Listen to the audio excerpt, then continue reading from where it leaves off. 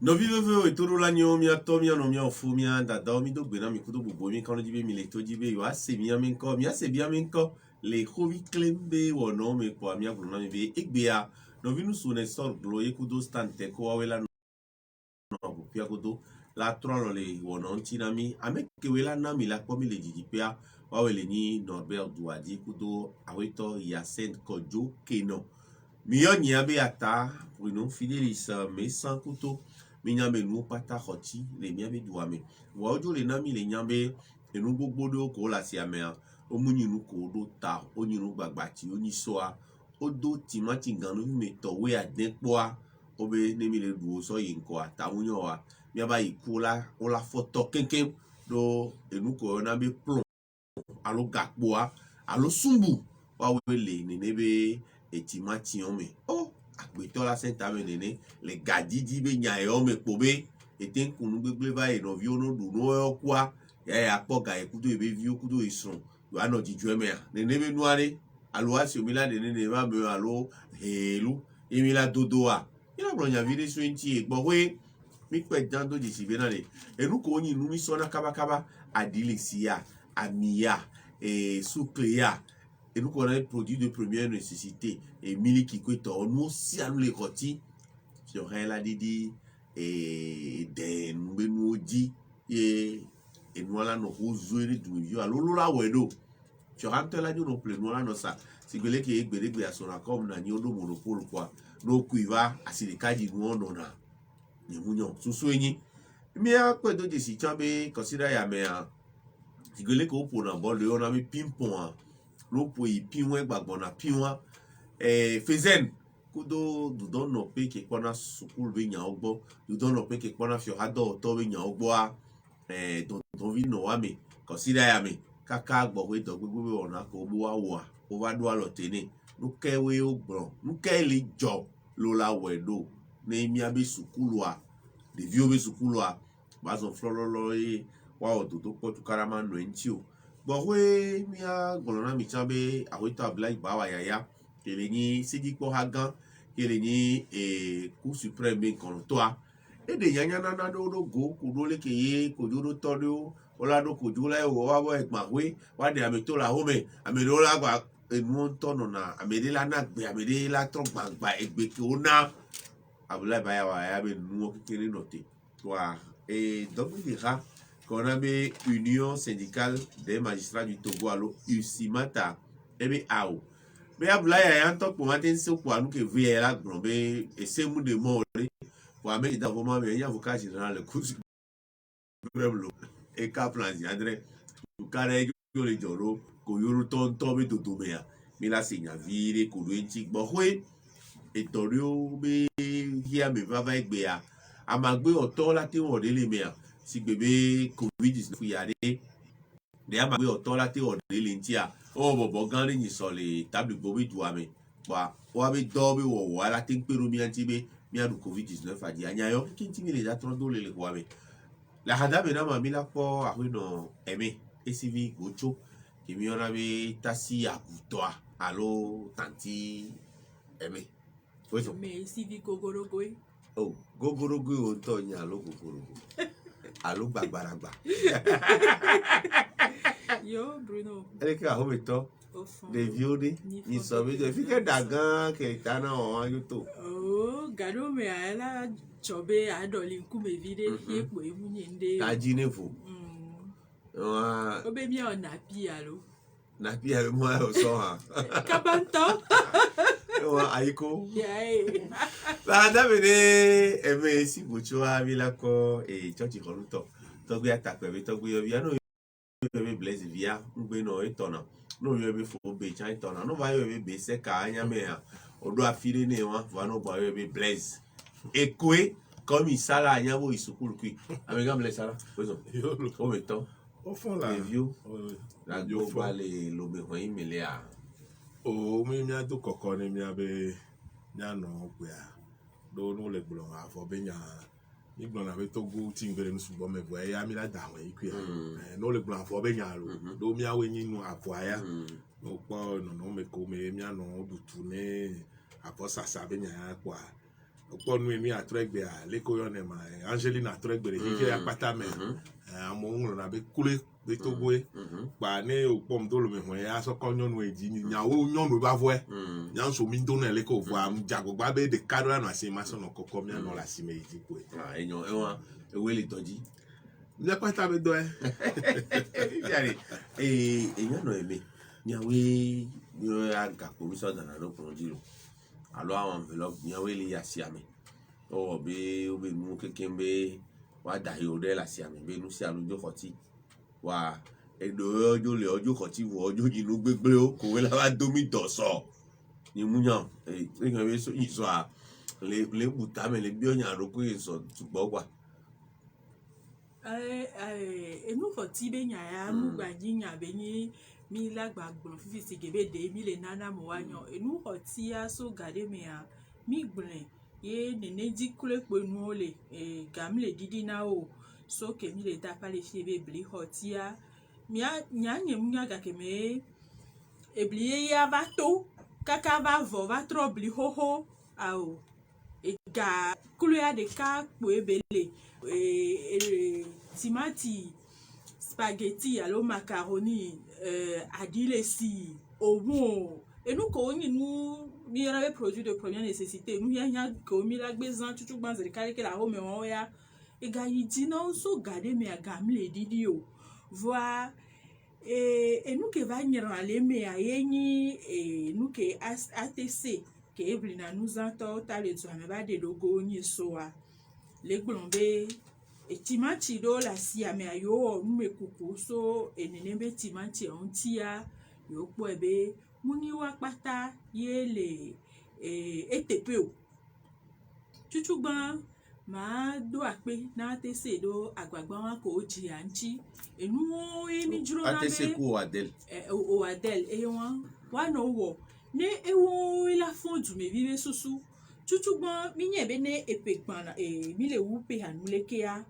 asia me dona kudo enu gbegbele o son kaflan na mi ano olo kaflan si andre enu do no na asia me ko ye ele sikebe otu odo magazin kaka pe ya ba trova de na otona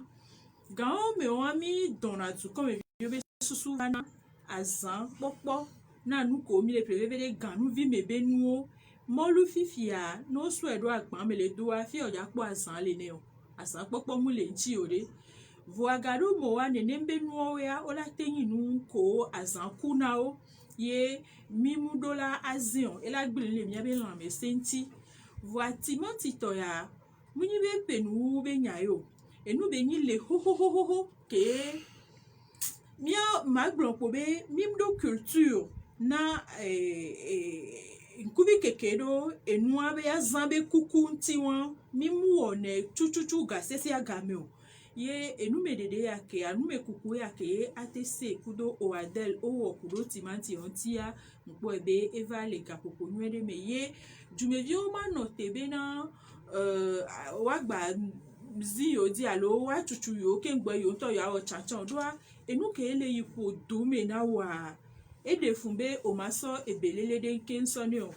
no le glombe opo subu sigbiale ke ogba mo susu ibe de yo la po ga povia le timanti ame ntonto ke ngbo la nya be subu le me awo no le glombe ni abe lan me be ehia fera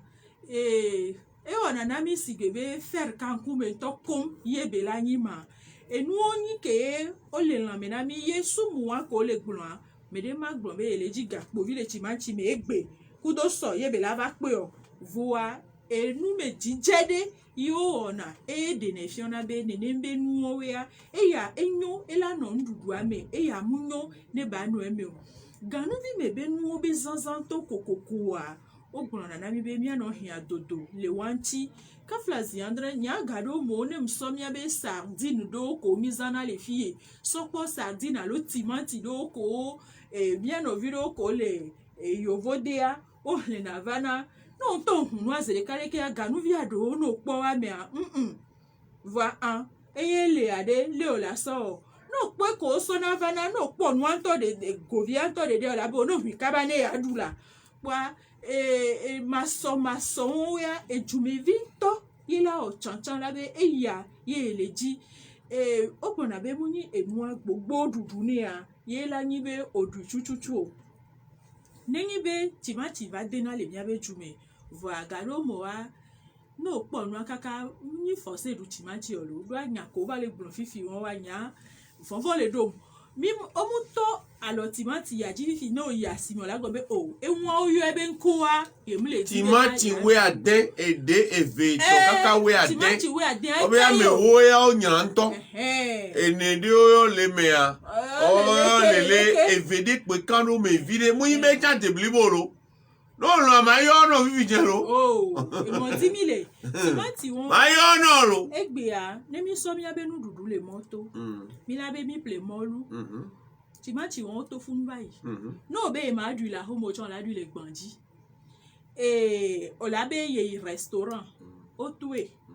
ahomea mi gbɔ mi lɔ mi ɖu nɛ do agaɖo mo ama be si ame ye ganɔ nɛ si ne timati yi ativito a va le xɔ tia o va le sakui ɖeka bie dzia o la ple o la be o ne edzo ple ganuvi me toa ela do tete desia na esɔwu voa tsantsan ye miawo keke mi la wɔ ku ɖo nene be nua ŋuti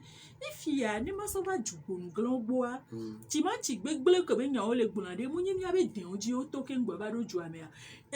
dɔwɔƒe ke le mía be dzua me fifi la ƒu asi akɔ bena ne nuwo va yiwo xɔna wo yiwo dzidzina wo ye yiwo kpɔna adodo nyinyi ne ke ŋgbɔ yiwo ɖena mɔ be enua ne yina dukɔmeviwo ne woaɖu o denudɔwɔtɔwo aɖe leke wo le wɔ wa be do aɖewo le tatsi nuwo yiwo le ɖo edzua me alo enuwo nɔna adodo nyinyi me ke ŋgbɔ ɖo na dzua me ye eva tsina esatɔwo gbɔ ye be yewo va kuna ne ewa ko le gbɔn tsan enyabu eɖoa dzidze ko ko enua ŋutɔ yi nu gbegble enua ŋutɔ yi nu gbegble enua sɔba tɔso kaka alɔrizina mu le lãmese me ke ŋgbɔ va ɖo dzua me voa agaɖo mɔ la yi timati ɖo ƒle gbɔ la to nɔ be afusi ekɔ ɖe ŋuti kpafusi ko kɔna ɖo enuwo ŋuti gasia gamea nya ŋkpɔtɔ le kpe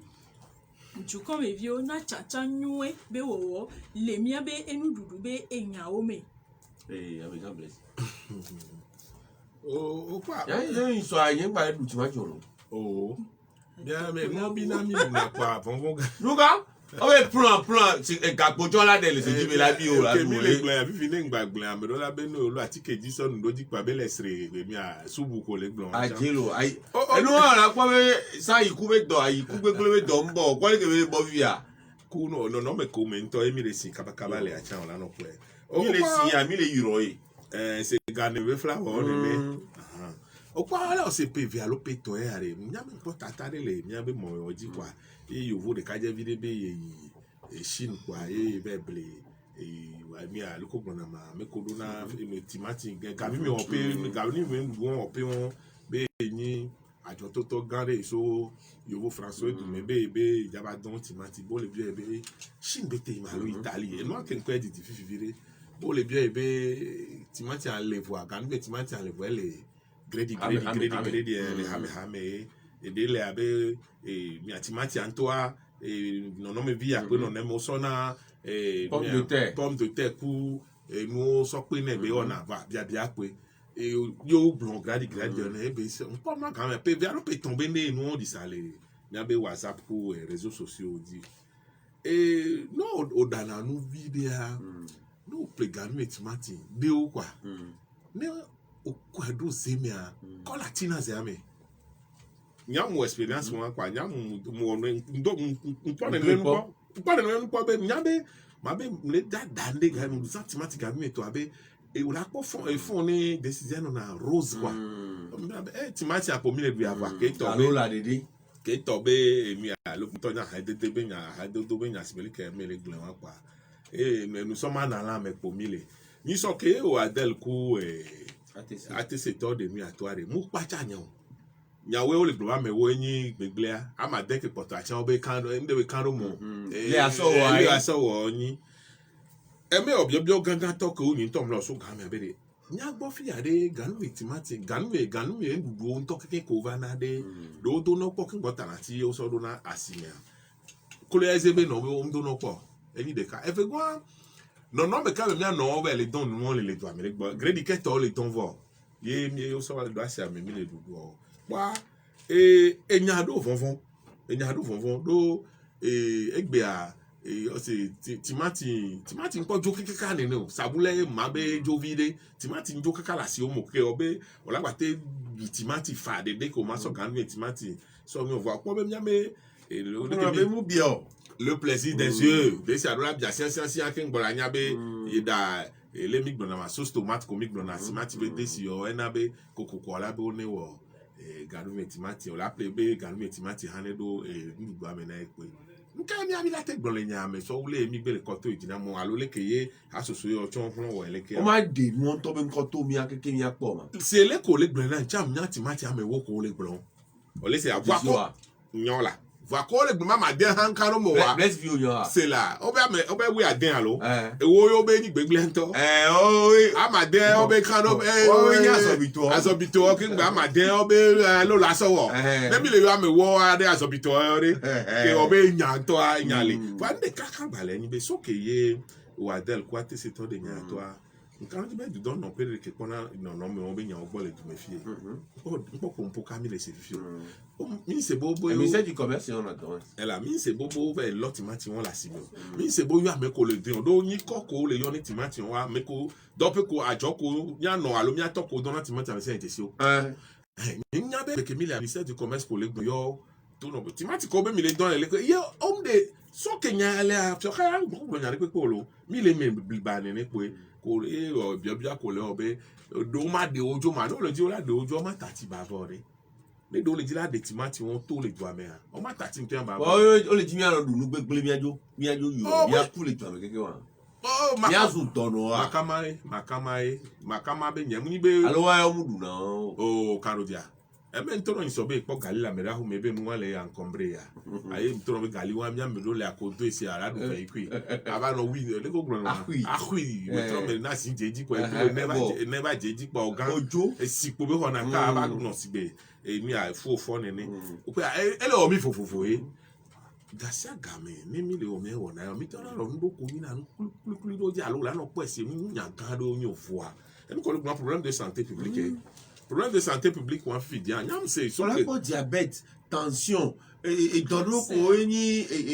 non transmissible wa egbe e trosunu ke bo kwa ye de vite ko le subo ke to ba ade me vivi chan dudu vivi na mi subo me le gbo moto nu be yen egbe amero le gbe moto nu ko duda do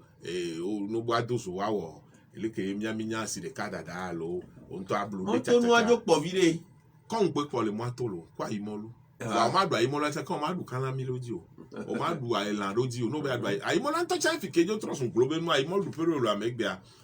o ma te de ko no de ko to kure ka to o ma te du ayimolu won no wa ga shikun do wa to fi mi agbo le be ayimolu gba lo po mi amedu na o se pe wa po ti bi ade ti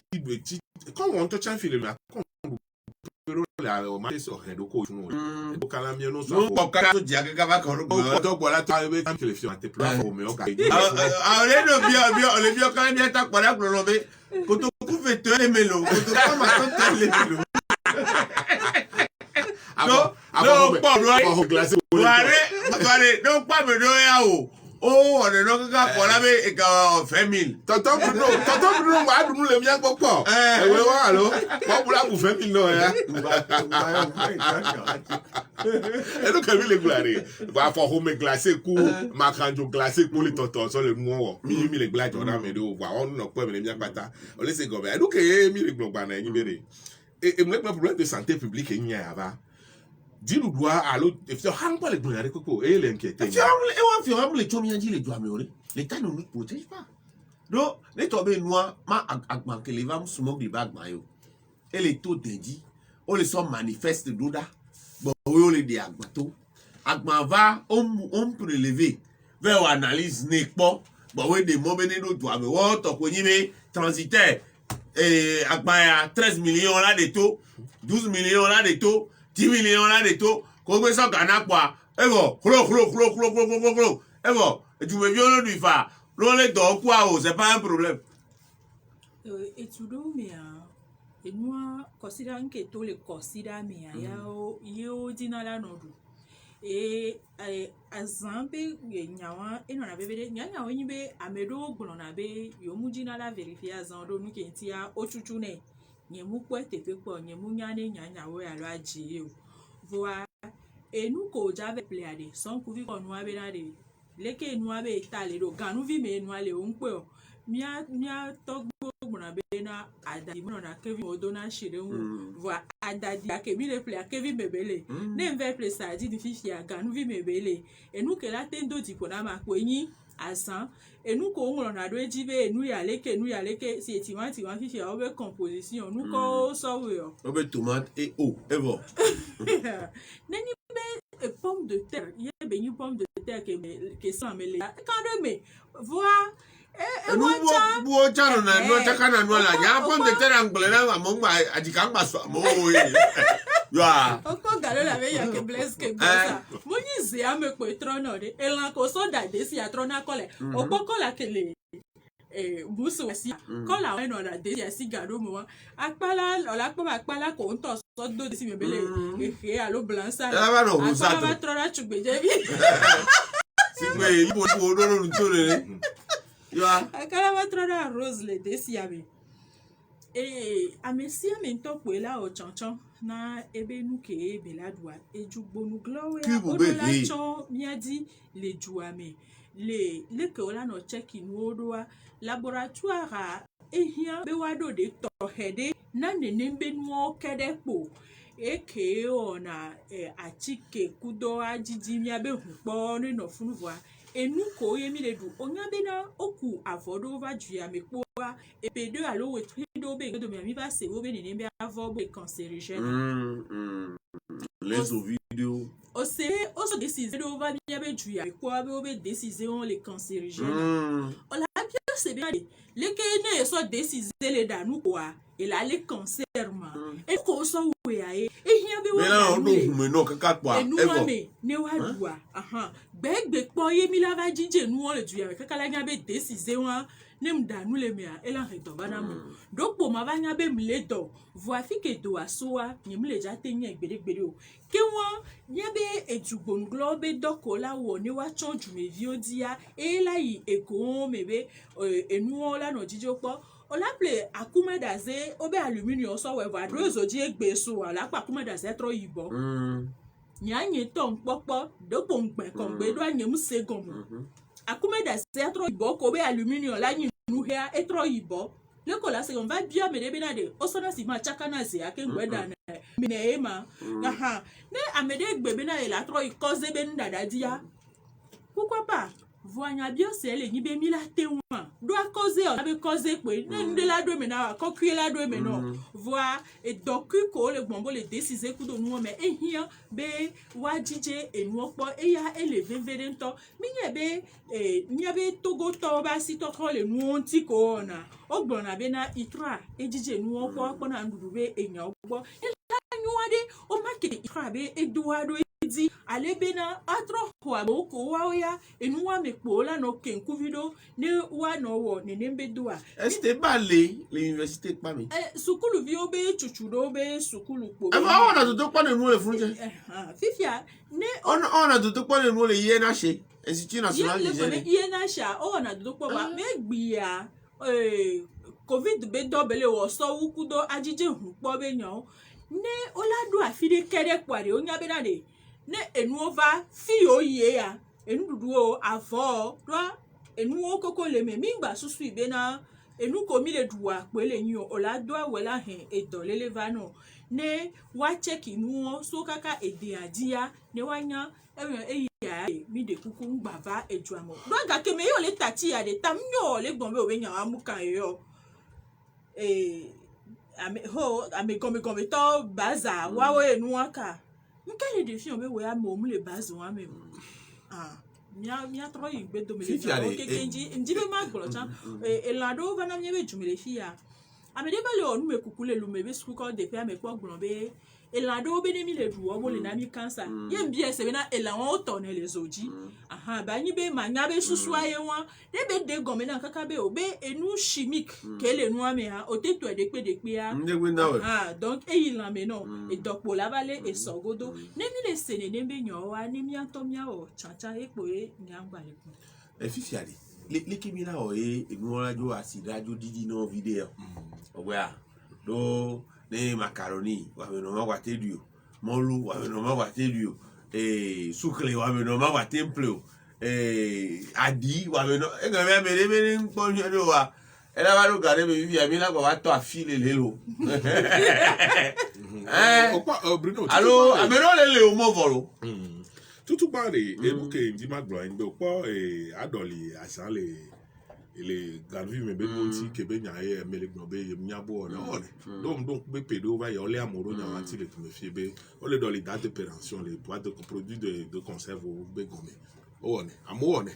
donc e o be gbo na we commerçant indélicat on chonle amo one ke o la be o wetra ma alo amero to be plena ne be nu anto e o plena bana gbe ple anto e dire ka ke do yo vo gba ne do gade me ne do ka ne we tride potoko de ne le ren me ke no he ba fi o ba chakare nya be ke ke na pe ma ton do be nya mo le amoro nya wanti ka ja ha be nya lo ji o bo le da e mia be mia whisky yo ko ni he tu pa ba ha no mia ton to be chakare do so le da so ba nya ve ko le bia jare o po be o ko ne nya o le produit de première nécessité le mia be Africa be do me a nya produit de première nécessité o mi no nya woto na adile siare ngana ma ba waji ndaba etutu kwanto aji o gbo nko mi le produit premier ni say sutu be vele ko mi du na ina to mele nya gbo fi ya ye nyina mia be agbe nko be nya ne egbe eme don ne fi jan ke yin to e sore kai mbale do je sibe o e blidi divide do e so am to besi am video o se bliva de jan ma adren ne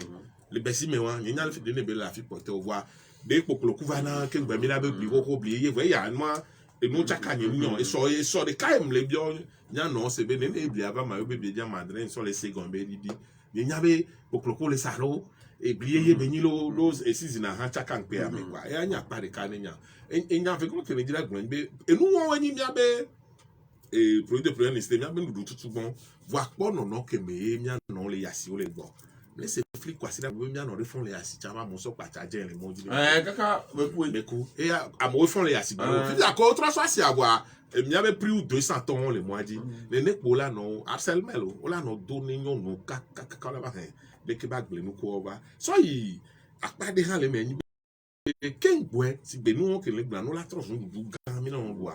do production de masse melani ngba ni o la dagbla heavy ngba ni agriculture de subsistance ngbe chama dagide kuto on to ada para home on to ku fi obi ado ken boy ni over the voir produit manufacturé on ko mi le yobe gambi me be nu ya lo ko so o se le va le va donc production industrielle on o no le gbo susu meye e o ebe gabe po na o le bi obele ke mi amila o ye e no la po le mi agbo fie ma tax oji ko mi la didi e tax oji ko mi la didi le fie na mi di tax di ne nu do wa tutu quanto prix 200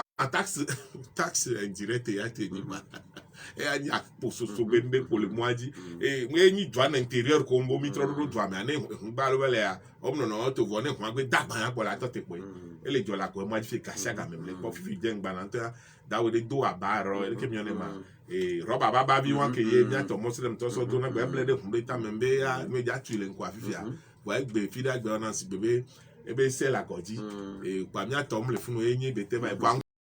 ko anyanya le bi je no de no enu won we pe na ye enu ko yin du tu ma to na mi o na ti net so hadidi enu gbogboro di se mi le gbon to ejuan ko to wa tagasi o la le ke mi gbon tagasi to taxi o ko ani mi gbon la ke gbon tagasi to odidi alo ke gbon no mi patent odidi patent o di de ke mi gbon odidi patent o di fifi kwa tagasi to nya bido to ro ame ko ba dona polio na mi kere school pa me mi na ne service d'hygiène to mi na ne yo didi enu o dia ela karo me vide ku eveguan nga o yo ma do nse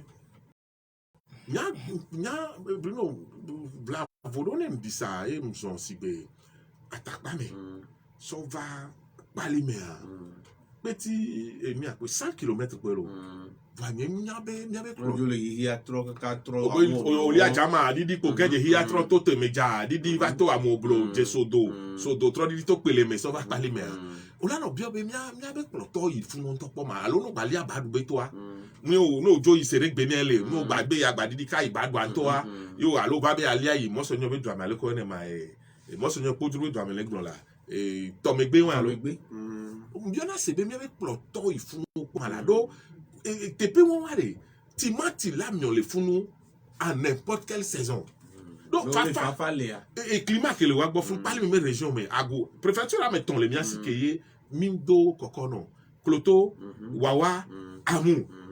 mais on sort les nous koni si be c'est timati et accordo anti si nous ko gbe na nous ko mesi no na on be veria do mia be apaji fi o no so ya kwata lo so le si be mia be wati me fi o le ka climat gba le no na rue de ville que nyona ne les sec enyona ne ete akute enyona ne ebli enyona na idodo alo nu on hewa et nous voilà yi funu wa scandale be o mu exploiter et région ore donc nya no auto amu me alors les filles comme les blancs on c'est bébé won ko en nature là non c'est bébé won la nya bi yo fi yo wa agbe tonto ya mo le ngati o mate nya we gare mo na nyi geme ke ye faire mo no et le peut-être bien akoto no gbali abadu be to wa fi ke Maroc be do gberegbe odo wa be nu odo ko to peut-être bien funu wa enu na nyi san gare me a nya o be nyi be kokulu glacé o yo wona voix ola nya be odu non vitete odu eblikwi odu nya be nu o munyi avido do to won pe o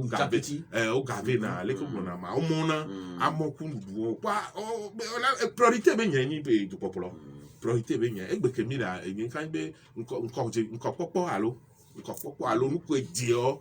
nyemnya ke o so kwa mi le meninia biobia pe nyi be ne to be de mi so mi a lo ko gbono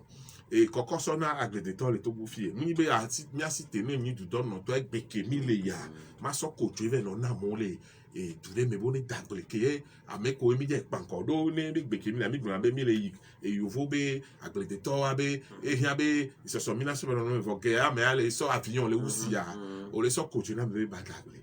alo gema mo so tracteur Caterpillar sur le goudou noir Caterpillar mi le so le voyons mazana kojo les blona voyons mais bien ami les blona mi da concurrencer yo vobe e le ko na akoma e agriculteur obende ni na he ni Africa ku yo vobe agbeda to gba be ni elle va détérioration des thèmes détérioration e mi a me do Burkina Faso to no so abe coton so yi ko gba be obe coton yo coton bio yo ona be no yo va isi ba sikua yo mete no so yo vo ke yo so avion le usi wa to o ni na dodoro maji nyaka magbe no kingbe mi la pa le fi pa enu won mi so koko le nemi abe nu wa emi didi e patan die lempo o dia e voi ebe o surtout bobona amroko de didi ale et ni so moi du consommer local a me ko emi le to le alo et nous ko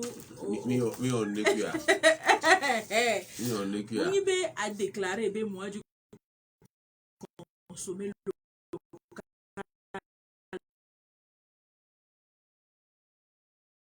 agledada be enyake mi le grand fish ya ola te matogua selon les zones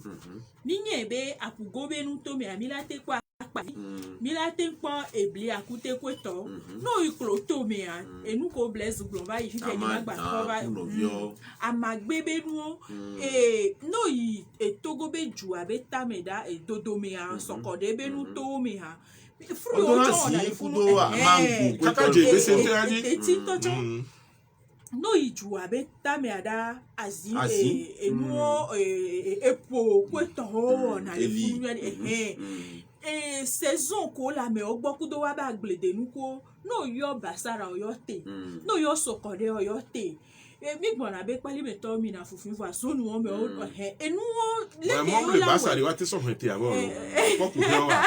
eti achi basari abo mom lo la he bo enu o wa odo la wo to ku do wanti alebe no o spécifié zone de kwe kudo nu kebe la wade au moins ko chon wo nya be la se mi o keke mi ma be wo nu de ka wade la no demi ye ku de ka ke mi apata bi wa e la jo ti ani le asia Ava game ke o ko de timati to ale ke be o la be ya son timati dudu ma amo sora timati vana si be no msewa odoli ne kona gbelu asi abe sona da fi gbalu aju ko la sanwo no so ya gba ahome agbante o ja duro la pe o ya so be kon pe do do furu ba ba jo na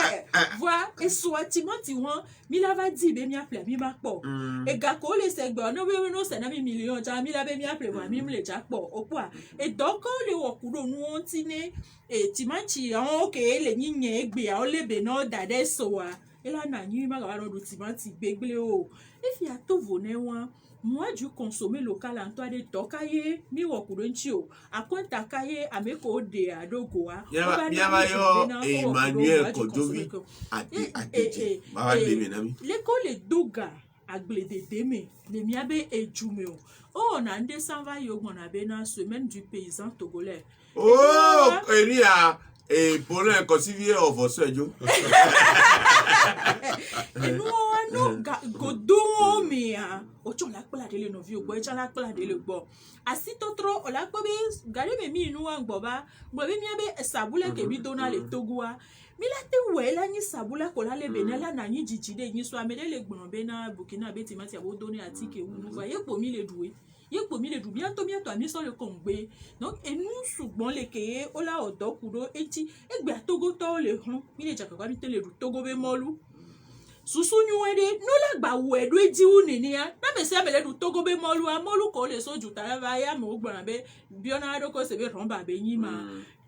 o la gba je nkan molu won be ya du a on to la be ya du togo to alo e nu o do la odo enyo mi agbole mi abe jugbonu globe na le edo le wanti bibo do gbirigbe amegan Sylvanus Olympio we game a do no pe ke pona gble ye ve yo pa be ministère de l'économie rurale gamele ola oro ya gble de la nyinyi to ko de nu keke la yin kwa nkan di be egbe anyi gban le mi asi gban to do no so video egbe de ko la ko ka so yo la bi obi na le pa fi yo ade ti o ma do game po ada gble tonton ne enururu ba po na mi ehin abe mi adu mu ado do ivoire enu la te fi on le sukulu duro falo wa so ni so sukulu be yan be atigili kudo de gwepe atigili be endo tola yo de gbo be endo akola yo tonton clé pon li dure gble do ko yin di ma yo pon li do wa e ona me tonton clé no chichao kudo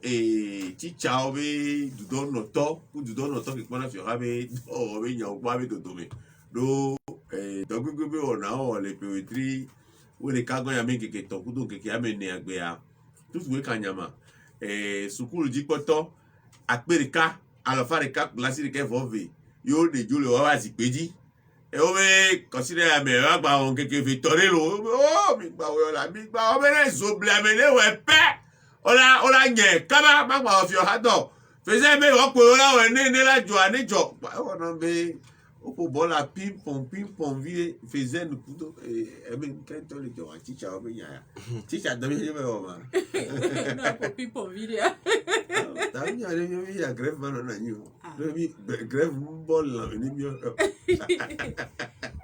et nous gomme ma se vide le no wa do mi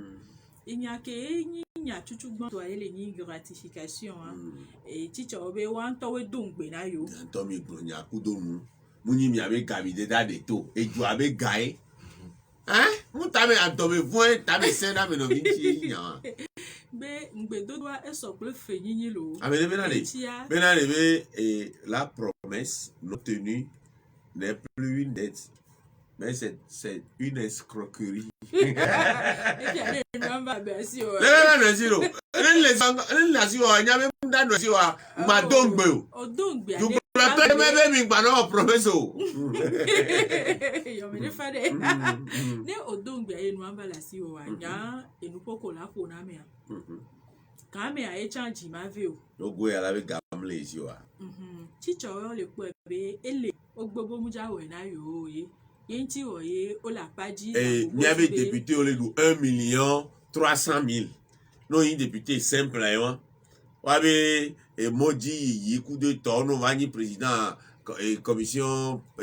parlementaire de vani président groupe parlementaire de be gawale bureau de l'Assemblée nationale be gatovo ni so le bio wa Dakaro gatina yo même député olo 1,300,000 be bule su yo chicha obo gratification non tele wena o. Ça dépend du lanceur. Avec les biorois, le baba, bois, regardez, bois, et benya munyi nu koko benya yo enfi towa enale e nu ke va jonye so enyibe judon no to ke pona do to benya gboa jibe bara e va ona nyale ni popon be sige jo va ho nyane ne doa nu fioto e faisait na be homa ke be de toa le gbon be ne munyi eye gbon le e be homa ke e be ngbon do da yo me abe yo ne doji yo le numeku agbagba voilà yo la agbagba jeje oji alebe yo apodo nti de kaba na wa be ekuhe owa yo faisait ntowa yo mule jatro igbedo me do abe nyawa kebe ngron do koma kebe sodo da yo me ya e na be yo tro igbedo me yo to be nkeke woku we de kebe dogbegbe ade yo adu alo tene ke ngbo vu abe na yo le tegbede jibe kakana wetri abe nkeke vivo atoa nengi be enuke ye yo le bia enusu yo si wa an ola gbakpo yo le wa be emoji be ejronwe le yo ya yo me be yo ase wa gome ke wa ehia be wa ochan wa se yo be egome voa judonu no to ke pona gome je school college kuda lo ndo be school be nyagbo ahito komla doji kokoroko wa eya etebleji be obe ya odo gbegbe nowhere sea nukebe gbunwa epo eya ela sovano no la don kunyi sofira gbe ba ya ngbon le fi ebe sea one na gbeto e ba do na gade me ami pona sea ba mi to na pa de kane nenyi bo wo sea e fi odo se be na mede wo nu ya olawi ye jogbe voto ma gbon pa ejo wa zube enu ba jo le fi on to ba alo fio ba lo me no ba jole ade me la doji la u fio nene be nu de le jofi va wa o seji enu fio to chonya be esele yodo la odoji godo le judon no to kudo nu fio to kudo evito odomea ele vevere wa na nyido enu fio be enyan ondi so kaka gare mi ami le gbon enu fio be enyan le togo anu fio ejanye mo anyi doko le wo kuru nti o alo yepo le wo voya ade no ti ya to so ade ya to yin so pe ton wa no fi o to le gbon be na sako gba lo mu no na te o yo ma te yin fi onu neyin be atole o video wa enya o keke ma odola no assise de l'éducation mais ne watem akpo etablibo na miabe togo be enyao judonu no to wa de homade o to yo na to tabli ha o be nkono to no sa morura le wa nanyi amekela no wa be tepe anu wa nanyi ne wa lita tanchi kengba milado ho ame ambio nu fionto do tabli ha be tato de be yo son kwado da voa omupo yo be taro dinu kele nene be yo asiele ni wa do committee de anyi committee won ye la wo do sokudo leke no me o le do egbia nko po to nya sabora do committee agbo ogbon me without gratification we triwe le kai awre gratification mnya ga ke me yo gbele amuni dodo po gan pe de to abe gbedom o be wo be gamine chicho wa tem dozo la me no on to nya be no le wo do da me ba to no be yo doya ko le wa de yo do mi odo abora le soji ola no we agrate geja kota no aboda amle bi gbede o ye chicho so awu ya do correction anti o inu wa le ko de ma résultat surveillance o correction ko to keke o le no te po nu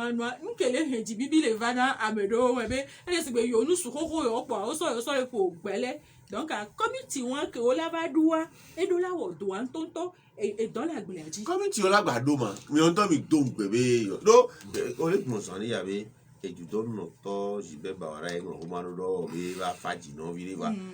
consider avec que ejudo no to jibe bawara glo be yo on po amo le ju to go awo crève oignon Enya on wa pas jenko. amole Amina o crève oignon imno Enya wa jenko kengbo echa tamnwa echa ba ya dodo dikaka ba kpobe kafla ogbonbo nya kafla munyi do nya o de o la zikpeji eye wọn o de o la zikpeji nyem o munya o lego la nya peto la trova globe a trova no dakre no be de kaje vidéo so directeur à 17 km de son connaissance les chamba o be into school que pas que we dey no a e ko directeur o wa tro le bureau a e to gbe ro be o be yo no me va voir be ya tonju ko be tro idée le ko be démissionner de carrière ngba ji directeur e dawa de kafla si andre e pero ne va pas gbe vi de tirer e yo afini entre guillemets amola be dilemme ye e gambe e weya du jour au lendemain, peut-être au mudo compétences nécessaires pour y avait un directeur. On a déjà bon, avec un directeur ou à ça, y a les filles on le coach on la filles on noyé yo on pogne nous quand y avait bon on munye on bénévole no afibu ne tam nyang ba ni directeur o la ni chicha gbalo ke ni chicha gbalo a ele pa me le po mi mi a o ko o so mi do fun o cho doji yo be no asipe ajiade o la temva to ne be na o na asipe aji be jo jesu to wa le directeur o da yo alo chicha yeye enu ya re me le do viviti na do munye so directeur mia nyam directeur o me fi me so do fun ave o do ane manya wo de if y a une situation les nénés pratiquement 1300 hein au béné mi gba weke a 1200 1192 et 1200 if y a au béné mi gba weke a me bola je me won yo me oku a obo anyo ento era et nous comme ils sont remplacés mais be wo le no te pati jadwa yenyane no be juaju so ba no da be ah yo ro jada lo aji ko si we pati cho be nya me wana na mi si bebe e kwa eso ku do klo mi anya kaka do to be nya a me se me kona se be na e cho ava na ni kwa ko le micro me yin nya voa micro a me be pin na nto do la nya nu ko la gbon le me le yin sigbe o ma te wonu ame ko do na bi na me enye afifi kwa o la be no nya la me se do to la ho amebuo yem da te do aba me bo le no tele di do a ye ame ko no tele di do ade o nye la wo do nu a ni nglosan be mi abe nu fefo be nya o ma yin do anyi gbon o mu le produit o ma yin le danlon ame o le sauva be no va doli ame o do compétence o la relever niveau a e nya bio se gbogbo de ya no vite we to be bia bia amiable Bruno quoi que y mais les gbonya quoi que couler en c'est c'est dit bien les besoins et dans ce quoi tu vois le cynisme de la décision et cynisme la perversité même de la décision voilà j'emploie des mots chromologique j'emploie des mots chromotologue il y a même du don notre kokoroko et nyawa cham le dit de bateau le bien langage mais là ben du don notre ami tourner département que de na moi no papa grand frère préposé de l'État. Le ministre n'est pas être ministre n'est pas une fonction, c'est une mission. Muni edo enyo pono edo enyo sonaname edo dasi enyo laho do kare menti raison de plus b na no to yo be toku bi battery do ti choku mi du don no to muni to na o muni to no le kore pe amo do amo le ti cho me keye o la school du don no to école primaire top pour les les universités il y a des professeurs agrégés ou que me masse ya veni kon so que ni on les non be mais on les ye ndeni ku heva de ya o que ni du don noto ndeni ku heva et après département mais ye donti ko le heva le ni cynisme à la perversité le dit là nya le dia gbon Africa mi le ya directeur la wi o vous amène directeur school paré mais obe didi be trosun teacher gbalo o trosun directeur e vi buso wa doli do mi le gbon be ne amo no gba we ki ano gbe doa tout mi be teacher om le suolo wa be no gbe doa amo le la doli o et on mais c'est du cynisme c'est du et on le tu vois le cynisme de la décision tu vois la perversité de la décision bon français que bene do nyem date 3 de ale gengbo nyon le gbon no 1192 directeurs au démettre et on les blancs à mais les petits oui à drainer ce côté à l'autre chamba tout mon les blancs et ben pour kaka nyam se me ha d'auto on y a des presque togolais arrêt non état généraux mi le biona mo mi état généraux ah mi wo isole oh mais état généraux il y a ni presse togolaise mi ya Claudie mi ya o la yo bon meto si be fa do imamo mi ya wa ba do be da ro mi ata non non c'est quoi si de amenu ko ye mi be nya journaliste o mi jan le nya me e nya le defuna ma mo no bio be ti cho so Kenya le jona be o gasa gamia no de bio po gbon be gako bio na le kom bio na ba tu bon ma ti cho we la no gbon wa so bamba school ke ja after miss fi okabe school la ti che la no gbon be on wa tu on wa gba school wa man no pore nde nyam le se ni so le radio po bo be Rotary Club be le dra school zingli do le agopa me tonye dogba agozumelaga mi do gbe do de le ka agopa me do da bo be Rotary Club be le tu be dra zingli do le EPP et agopa me 1 milliard 300 000 état be school là amoya député le cabe salaire de mon pas moi ya le diaglo député we on le on le funa oduna ga anu ke le diaglo wa be fortuna ko ku na on ba ami 1 million 300 par mois yo la no bombe Rotary be le school pa me do 1 million 300 000 Rotary be play singli Rotary play e be aussi angone hontro ma ba no pore ndi le ko tin le to no cynisme ku perversité le mi ame ro enbe nyam le pa bo le mi ame me se ni so le faisait ton do aimer des lettres ku no be ping pong ko me ni ba jila ba nya wajo e o le gbon so bo ba me kuku le liste ame kuku la me ko de ke wa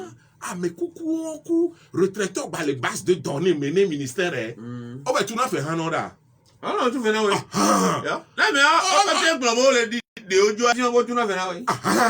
enyawa aspect moi me pe tom le so le nyamolo do no ve le po be yo les ame 1192 que yo bo le démettre de leur fonction il s'est fait bobé retraité o le wa me amero beaucoup voir par les bases de données mené ministère donc comment ça on doit allo que on bon nya bien ni be na me on ve la me on noter ba Paul base de données là on va purger wa kwa epo so we gbon so mi gbon akemi na université mi gbon la hache tombi wa e bo mi ade professeur Doji Kokoro kwa ke gbe Sofia kwa tombi ko be odo me e de fu ba da afide no le nya me so ni so anya va fa do be du don no to bawara me vu amenyo e va blonde les français be me de ngono be e o le jagba paso no ti pe to no 11 mois ma te gbon nya wa sa 11 mois ya ma te gbon nya wa sa do kaka vacances na nya pepe be gbon e tu 40 ma ba jore ngbe dodo a o se fin be o be son e so ku fin de là ngbe dodo e o mo no fifia enyi so nu simple on va o ye ke ngbe situation se calmer fifia me ouais 25 kilo nunca ni so ça mon démonstration de non les filles be que tu donnes toto le lo o gbana be faisait na be retraité le dit nto no be ni so po en juin ni so ko souhaiterait madame yo wo se que les gbon bodo en fonction king ba no syndicat beta nya we dans na la loi n'a pas de fait proactif et on si mais alors monsieur c'est non et ni no avo king be se aba enyi no abo king be se aba nya be presse togolaise be nya man on va dire o gasa ga mo de tout do nya be do nya fit nya we la glen nya o de tout man o glen nya le glen ko ase nya to jan no subo wala be ticho wa e be ke o le abe o le po de vieux be avenir ticho on parent on to nya mu do ayo wona la so po wa nto be vieux wa ne mle nyo ke wa nto vieux le yi ala to bone wa de e Victor vi no onye do mi le gnobe e ko le onu ake ne wu nu amia be vieux e de ba du fe be mi be vieux ba gbe ticho hon be vieux mle me mu do la o la po be vieux dia et il y a gratification on sait bien toi de analyse de quoi c'est là mais que tant de funambi de gnobe gratification en tant que be nyon le gnobe o nya ne ke be nyon mi so na we ni ko he biere ka mi so na o ke ngwe o be ko nye nto cho voye o be le horo nya wadia ne ba be me bo be tanga be mi so tanga na me o fifi am ne gbon no be ministre bawara ame vu amenyo anyi so e ke to no be do e abe nyo ina sigbo kwa me ko no wo girless be ni Tchétchénie pour mon sniper là et dana tupo et datwa ni so sanbe e mi a opo mi a Amina e opo Edith Ogwa do mo problem pande di sale mi abe e mo honji osigbe e wan you na de kajama e Amina be directeur mo wan you na alo ko si union e do ju mo be to be la ni la le nya ko le gbo la ti gba Avec un bless. Les clowns, ils sont venus à Mélanie, Bruce Lee, Oh, m'lek pour non bere, m'lek quoi les mi abe mo jin keke yo me bobe e ta ko ra don no to abe yo abe ele amina be nya wan nwere nto amina mele no bonyo e délégué o alo nya wan ha tv e kejo obe e no support le to me ka o ne mi so ku heria e bu délégué o so nya e ko jo me ne mi so ku heria bu baje na ji ne ta ne mi le der man obi o mi na gba la fo pa mi ngrona mi de mi ngrona be nyon vo nyon le subo o mi ne ma trova nya vive ken le gna jare o ko be mle glon mu be mzan o be mi a mo glon ken le glon san be le ni nya gan nya le di la nya le di la ya pa ke yi me amo ikwasi da me le glon be ezo ka be nya alo bo be nya be e o de teacher de afide le ku ko ton o nya le di la pa won ton amede o be ni mi at school di poto o pe gbogbo ri nígbà o pe chon school di poto o mi be amo na odogbe tutu ba cha gbọ̀ngbọ̀n le ke lese kwasi la me ke le wo to le din kan ọ̀gbọ̀n grève le illégal ni nya be ni syndicat lancer grève intrinsèquement à l'eau qu'on une grève peut être illégale grève ni se ne gomo e nya wa mle dile ba do be illégalité ari e nya be ne muzoro e se do kentin le gbon nya wa ra re mu nya ke ngbele gbon nu do no sport ohlen do ko le o sport ti cho be nya ko le gbon syndicat faisait nto wa e nya de kale me droit be nya e se be nya be yo suspend de to ai yo so kwati san yo mpe ya me be nyo yo lever wo ya amede se placer non c'est ou amede bien nyan keke amema be ki wa grève générale illimitée kan ko bo o so kwati gbere gba le pe ma ele on peut lever quoi que c'est quoi si là mais tout ton temps les wa be manœuvre on le globé illégalité de la grève et vegan ba mani retraité et nya me ko mi la so nya mi so nya kakaro fi le globé de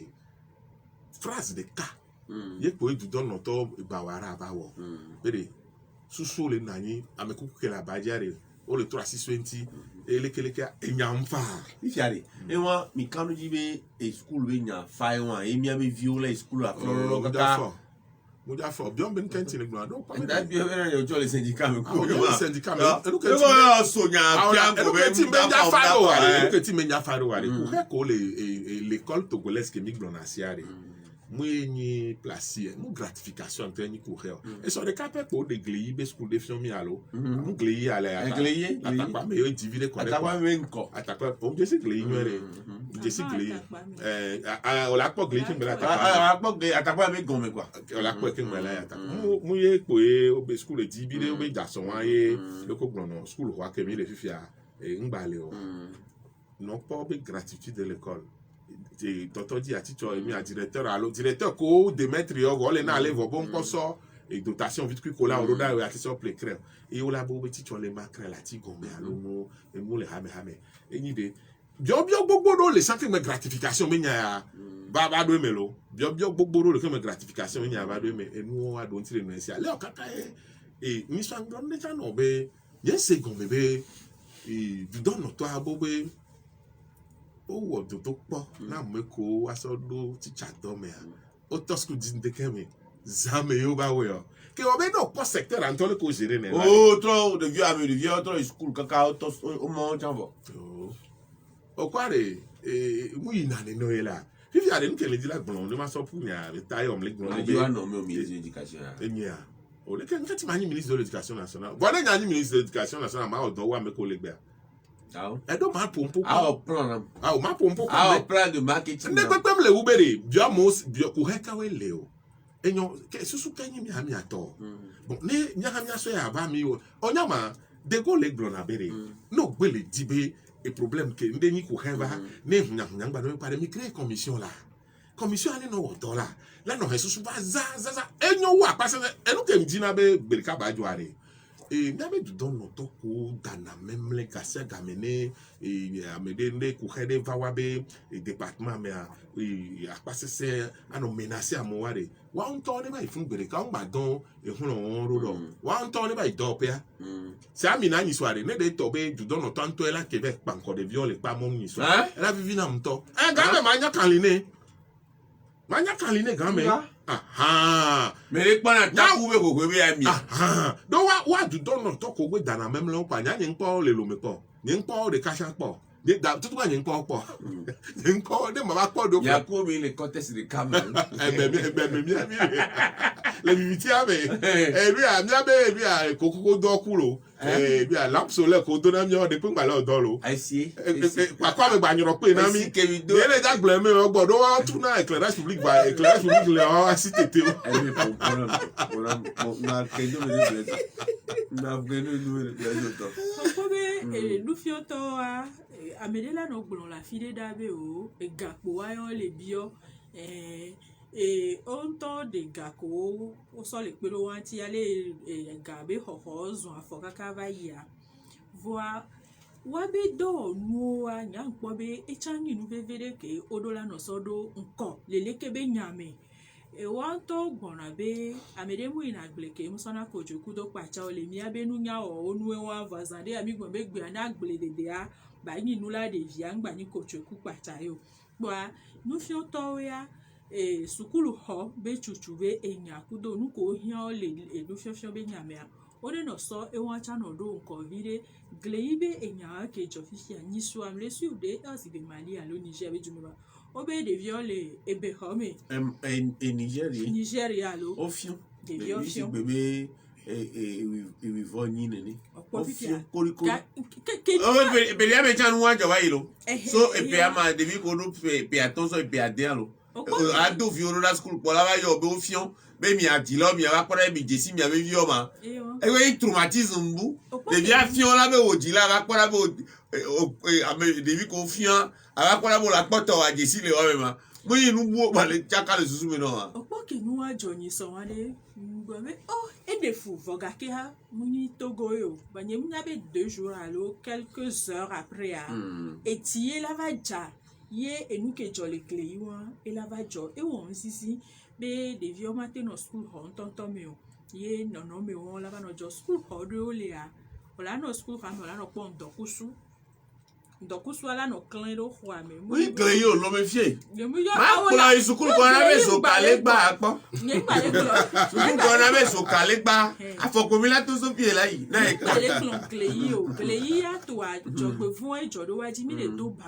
baba na gleyi be ejuwa me keke ko me ko ji cha ku do sukulu vi ame ko keke enu amo wa ba family o le lo me baba le mi le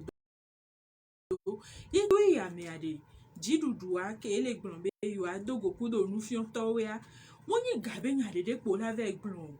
ku he ko le mi abe sukulu on ti egbe a sukulu ho yan hian kudo le o la o kaka la relever niveau a amela ho ba ke gbe ni nglo phrase na am phrase ni wo phrase am phrase be son be nglo na je suis là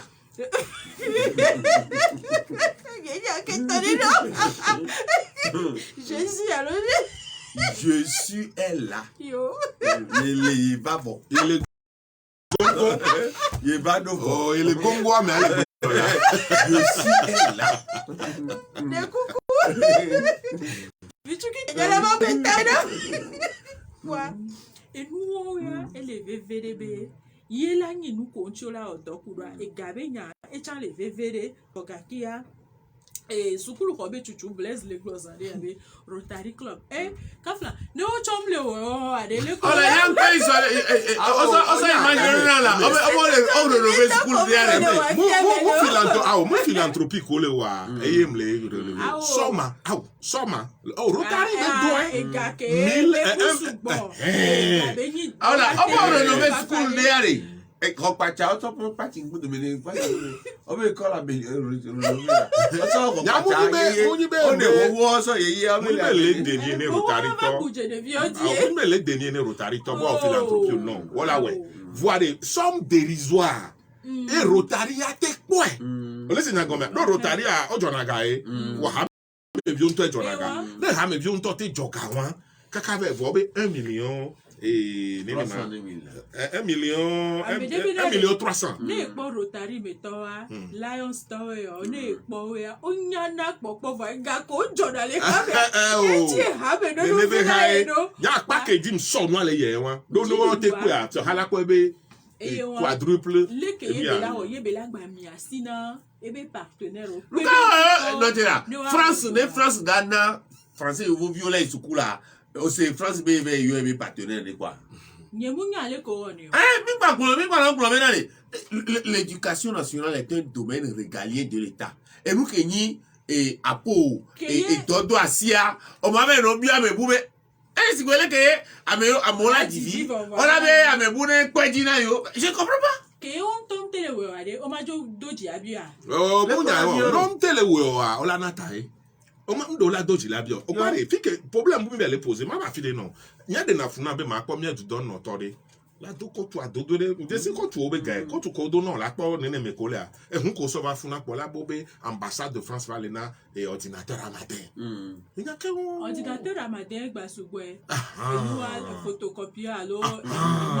et nya ke wo alo la de télévision presse coup de temps là le ko na tout 30 buts et miami no mi e jona dinami alo la de mi abeji e won po la bobe ambassade de France du Togo be le tout sukulu hore do alo we tu gazé be tu afodi de pe e won nya sese a do la no plombe ambassade de c'est France ahurissant. ye la be no no avoir les doigts mekea no do amo be garage fi dia mle se mi so be ko joro to ko bobo le de ju ami gba na o be nya jisa de a o be de le mo ma si de ke le garage ni de ka amede le to Ba donc oui me ne le kaje. ba mo ma si de ka no america si a Où est ton problème? ma so le ka na ma On va bien le faire. Bien bah oui. On va demander on vous donnera. Puis j'allais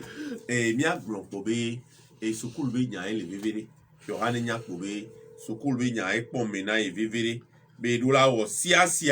ne ya wero de kaka ne teacher ware wa pon jejele wa be do wa be wo me do ka France andre e so abi ma tin ya du don no to fa no du don no pe o nani e du don no to no asio wa e ju afon wa ne fi ke teacher mu le wa do ma tin zo do du don no to ko we na ndo wa si pe je gbe a teacher de wa lo me o to bo we wa nyinu ko nya ya le bene teacher ya le bene mi abi school be nkan no mi ale bene mi abi school be nkan yi be nya o ne mi le di la tutu no ere so a no be no le di la o ne pepe a school me no ji be jua de gble a no gble le school me pa school vi om na do to jua ma do to fa no ji be school a jua de nyoa ne school vi o nyoa e so a jua la do ta Obe na China to be proverbe de ko no ji la gbanju de ade. Woni chube nya. e be education ko la gble Chaka susu me na jua me vio e jua e la gban fifi je. Cha le mi be school you me o fiona mi hado ha ko fiona mi mu ha ko fiona mi la ya mo. Enu benyi mi plana mu don ku hade fifi be enu fion e le ni sika be sanflé que huna et on trouve des clés. C'est la clé d'or qui ouvre toutes les portes. Ingade amola gbado ku ha be apawaye mle glona enyabe enu fion ne fi ke ye ka flan egbe ogba me mo yin be mi la isukulu be mi aso poto le enu e fi ha gbo o la isukulu la chudo kodo ne esuade onto avanyinde anyale ke olatem asodoko yo ale agbe arola akplo ameko la kplo do alo afionu amede le enua le konema aventure ambiguë mais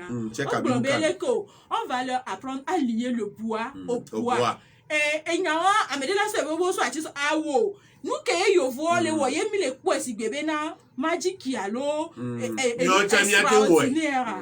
chan mi ate wo ni fifi ale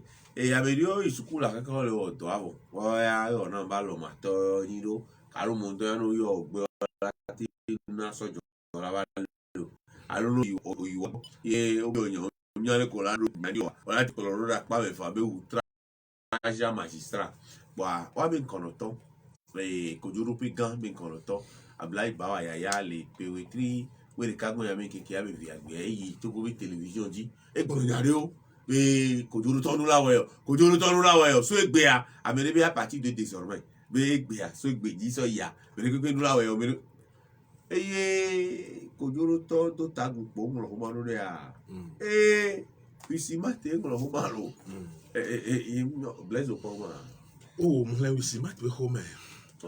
Oh, mon la mon il en tom le di be mia gble. O le di be mia gble. Do o kwa be de. Tout bari. Ni so que mis Daniel to me amle to no be nya je ne vais pas me cacher derrière un juridisme BA quoi. Et ma de comme les gang be et si be nya me mede be wisi ma to nya. Et nous que les que ndi mi ado ti si tu be ani gba be nya ke yele ni ku hea ku hent besi be ni le nya be to go be tu me fie. E ba si ma ta gbo nya bu nya. Banala. Do ani gba be nya ele he nya ba. Et pourquoi ni a litige foncier mais le litige foncier a ani gba be nya lo ho be nya la ho be nya. Yem le yo ne ele he nya ba. Ye ni a pa we le ni gba ma ko be nya wa le fie. Ni tu kara gande le do amenami. Ye suskelo nya bo ato fe mo. Do no le he. Ok, mais on avait drama famille au mais amour quand c'est on sur les filles mais on va blonner les dents mais on ne va pas dire babé et nous peut dire quoi et t'es tiens avec do ah ok et bien voilà l'école là wo yé ne même la toto Québec to bébé a me que woyé et doit so do da si maintenant be wa no so kojo on to ele ni ku hell do nous que les doit moi les que magistrat we ni ku hell mais kanana gbe ici o mais quand on a des notaires les doigts be do mais yo plan me connaît gros brother si o les fois mo ba we allo ko la tre allo ko la fi o la de amo be et notaire au mot le gbo là le gbo c'est tout le corps notaire autant succession mais avec la succession le togo be aller en tout cas over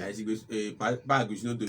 de succession il faut en tout cas avec be Anthony oh là comme ganga auto et o e ko le gbonya yem le gbo be de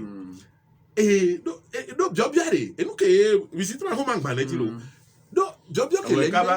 dazon kabaka do nous ko le gbo ni bere et ku que le bade et c'est be ku le balo allo et moral allo et nyabe et toi même mania o nyodi allo ici ma to les ku antom le gbo et nous ko le litige foncier le togoare et bien est-ce que c'est lié à l'application de la loi est-ce que c'est un problème d'éthique et de morale les ça président Boudela ya nya won ke be wa annonce yo ne annonce ko be télévision be wo ye no po wi si ma to wa il va de circuler tu c'est la comment de circuler tout le c'est wi si ma to wa de nko le de funa wa nya ntia ko so be ko ma gbaja ko hun la mu lo o no po se wa e se o so kupo emi akupo che wo no ba le jo be yo ame on article yo se ke ngba o so na ko to barabara do ko ma wa afi de ka ke de funa le wi si ma do wa ma ni be démonstration koko wa dit volontaire voit quoi on doit décider comment avec les miens mais il y a des juges marrons les miens mais il y a des repos donc ya obenye nwa katolo amolo ameso na kojo nyati e bibo be o onyado voking body kojo do todo wa ko ji wa yin so ado te di 75 76 eta tin kojo do to egbe e dossier le ken 72 et trava le casser egbe le ni nous doit me do ni so le po hede me ke to anyi kojo so to no tie bi me po voir yo va retraite do ai ya kaka 60 mais 70 mo plan ma le dabie funa en tout carré egbe et mais quoi m'le blobé les romans que visitement tout là to venir et le co social yo so e be article che be nya se ko to abe nyama ke zibe wa bon la fini ça mais miame amero mo na daño do no juge le gbenu yo ni ko se pour na sipe de ne que no yo do be ni ko ala se o le se o la se ngana mai ko manya be ko do nya be fere no ro fi me la gbo no ngba ko no la ye le gbo be voir que le ici ma do ko ma fi que joti na le me a boy be don ko ko na ma ni bere no de o be do juridisme c'est non ça titre 2 les romans ko titre 2 dernier paragraphe amer en lieu et place d'une telle annonce dépourvue de tout effet légal, nous suggérons nous suggérons modestement quelques voies légales de correction des décisions de justice dites illégales.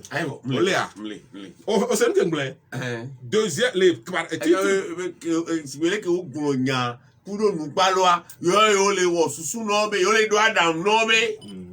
et ne usimat les on couleur les français vous voyez suggestion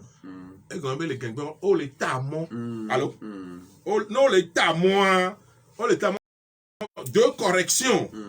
Wadjranudo, allô? On le tamo, Wadjranudo, allô? 2 décisions de justice dites illégales. Kojo Keye, Olate Glombe, Egblea, Moussogbo. Moussogbo. Qui on les reconnaît de Kouré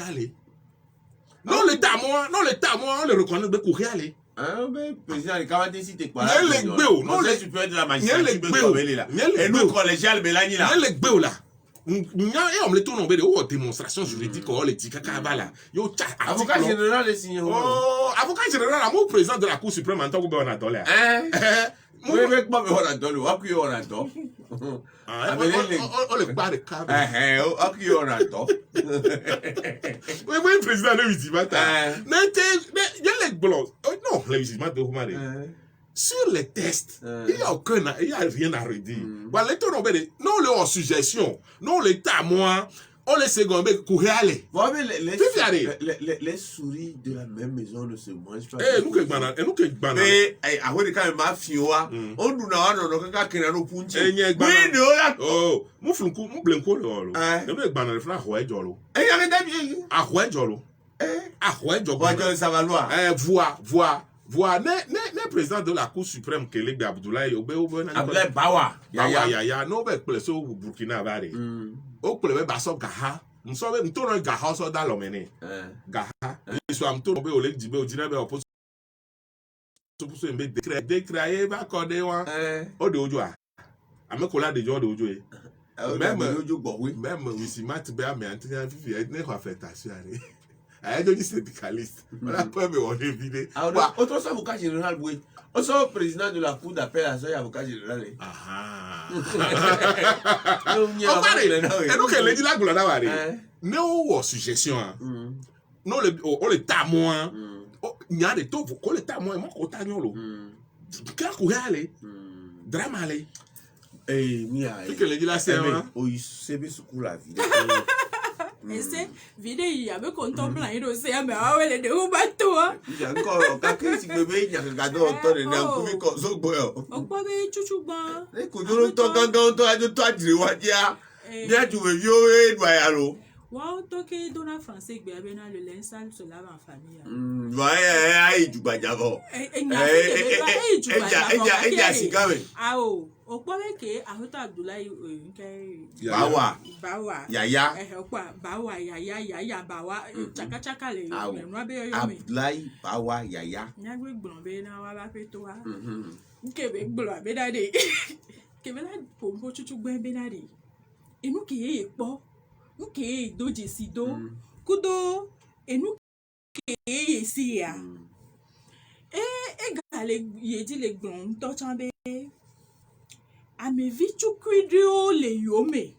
wa we le woni ne nu asigbele ke togo be ju to agbon be ame vichu kwidio pe du togo be gaya wa mu yo me mu yo me echo e ba ame vichu kwidio we ame o male du kia ame vichu kwidio male du kia aha be ame vichu kwidio na be na de e de die mano le kojododo be do be wo mi ya ele no anyi le ho anyi no le dran fo le juame ke ye eya ele sigebe na e da pe arora ke mi nya be na pe won la teje taji na yo wa mu po de afo le want you mu po gbon be na yo keke o ba me vichukua o le vichukua me ya enya ewe po mi na nda mi do onyi wo la tamnu amsalo to e la kojodo to vichukui ko le gbon fifi leke o ba so constituer fifi o ba de homa do ko wa o la tro yin gbe do me labe o enya ya yo la gbon le yo no no eme mu po gbanya alo mu po koko enya be o la gbon le wa no no me vo afi ke enya le gba ba ye ji do de ke ye homa ya ko ba le de do go fifi ya va le yin va le homa blaze gbon me nya gbogbo yo vo apa ke nya ma to alo eyin be o le gbon be homa o cho po Homa no poko me na le fun no ma. Homa ko jo no to be homa mi o jo wa le pe ya. Be do ewon. Mo be réseaux sociaux dia. Be do ewon. Mo le compétent là o nu mo yi be mo na se la wo e o. Mo ye to ko da si ni ame be le won. E be do da si ni be ba gbo e si o be jojo gbo. Fu anu kele nu o mi ya. Opo se to nya nu ko le mu la. Enu kele nu ame yin be na de. No e si abe jojo afi ke be to edi so. kaka gome aye ese ave jojo kaka gome aye beto ejiswe be ya okwa be le ko jododo me ya o bona be tribunal cour d'appel cour de cassation à cour suprême fifia eya po au pouvoir en cassation et o po be o zon se adinwe dia e wa ye pe ya glon va be enyale ke enu ojodo a muni aye be do ewon akpa chuchugban be j'ai dû communiquer et nous que be le so do nya ke be le de do ko me achan mo de la wo enti do le ke be la were mo wo enti do be e do le sigbebe na abus de pouvoir et les uns be nous c'est sur le thé amedodo eto be le nous ko ke be wa me de wa le sigbebe le odo ka be le do ba sami ba gbele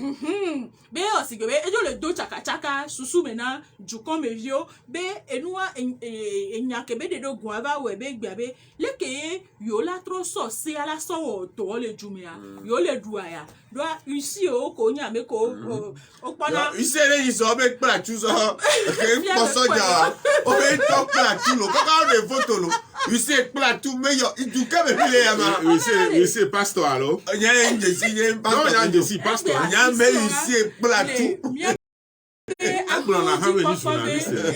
enya o me ya be ici o fifia leke ola no tero siaji kaka bedo ko odogbo hofe chichuchu de wa be do to alo ofla ni ofla aho e chaka chaka le be on gba tele wo wa be do ele ho ma ke odedo ego amia be enu o be ena be chaka chaka ke mi nya be nu ale ne ade enti nya mto eji ko le gbo be na de wan to la gbonya on le wa no president enya ke mi gba mi do la wodo mo nya e be ni la kaka jumevio be apaji odo chaka chaka ke o le gbon ya no so ne nyam tro so nya so gon me ya eni nu ko la so ba ti bien da si kojuru tonto a da ko lo no me be nya on kan o la tenda kojo a anyi gba be nya ya fie cadastre le ma fie cadastre le o nke ti cadastre le do Bruno okwa be ko bi onya me a okwa be sur non so emi a usi ma to be communiquer ko ware o démonstration de droit sur l'incompétence du président de la Cour suprême. Baté ou on kebe ou moi. Il y a les béo. Voir les ministre de la justice dans un level. Il y a les béo là, on peut les gens. Et donc il dit là pour embêter. Ani gbabe nya le ni ku hele togoa. Donc America le site be play copre blibo. Nya we lo kemi le gboyan fi America be nya jo. O da do abe droit mais ken voyé président Abdoulaye Bawa Yaya de nya to ke wo be wa chan na on ne fait pas d'omelette ça casser de ehia be no be e no pata me ba fa ken we nya nu kem le gboyan ni le to no be de problème que les jola ni gbe me nya problème de droit de be ni lo alors c'est même problème moral mi le gbon fi jeme timati ganu mi ni problème de santé publique nya be jujo o be yo ko o no o yi problème de quel avec santé publique ouais nous a danger public outrage à magistrat oh tati magistrat be outrage be nya wala mle gbon be de le wizimat me are no ma président wizimat ke signé communiqué on m'a tout na me nya ba mom le yo mom le oto anwero la america le gbon be jo pat nya yo jusqu'au nyoa mi la so dasi ya yo ko gble a no ke mle dira gbon na wari tati outrage magistrat be nya mo mi le gbon kemi le fifi dia ko juro to le la to no be ino vi a allo ya esen de mo le ko mi le o le gbon be de le cap america te pledu dossier gba ma copy won mi kaka ka lo vo be copy de to gba ma copy o be ho me fe gon de to ba gbon be pasra ba gbon be yo han yo to donc kam to pasra copy son logique simple tu as juge au tranché na wa pasra o di le kaka copy to gba ma copy o 5 hectares no me oh ni ake ne mle fi dia ne o ya afanya gleta charo me pa yo be se salo be funu pa fo me o chaka ko me o le funu pa huna ko pa nko mi le funu pa huna ko alo agbeton le mi gbe do me le ke soje e mo aji le so e fofo yen lo ko na maga e ba me mi a bo la ba be yo to eni mi agbo a bless yan an chapa mi a de ni yan mi do nkebe mi a ki ya magbe o to be yan yi wa Tony la sotaro kwa ite ti ko be ya ne nya de le bien si bien so do lo tele game a eyilo akpe mi dona to di no to abe ko le do to mi ani nyi be mi aba de clean la firia on gba ho evio ami God bless Oh, le glombe mi ebe quand tu tu kare ya joro e ko duro to ma nyam de ka ke dim le dila antro ba gasa ga men be to vone se o se be nyala ni ba me nyamel to boa e be e ku he moral be ni le do asi ke o be ne e se de ko mi so dra nya wa wa be la timbe Wido akpe ne miame ke wedo tomi se miame ko Antoine tete omeni ele ya fofia godo va vodo anami mi yo nyambe ata Bruno Fides mi sankuto no vi no eme si bi bocho Blaise Sala avec wena mi pomi le dijipe kudo pepea